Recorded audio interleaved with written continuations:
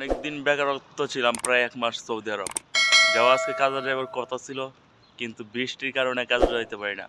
সকাল দ্বারা প্রচুর বৃষ্টি, ঋতু পরিবর্তন হয়ে গেছে।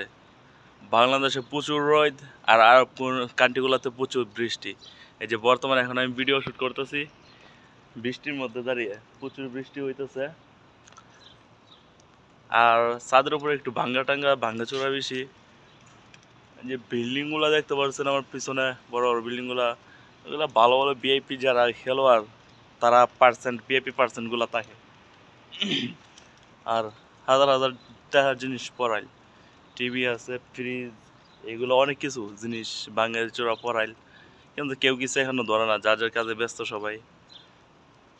বেকারত্ব দূর করতে প্রবাসে আসা মানুষগুলো যদি বেকার থাকে তাহলে অনেক সমস্যা।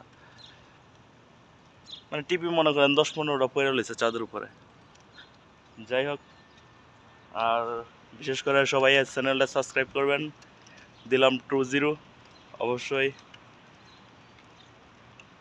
সাবস্ক্রাইব করবেন এবং দয়া করে ভিডিওটা দেখবেন। ভালো থাকবেন সবাই।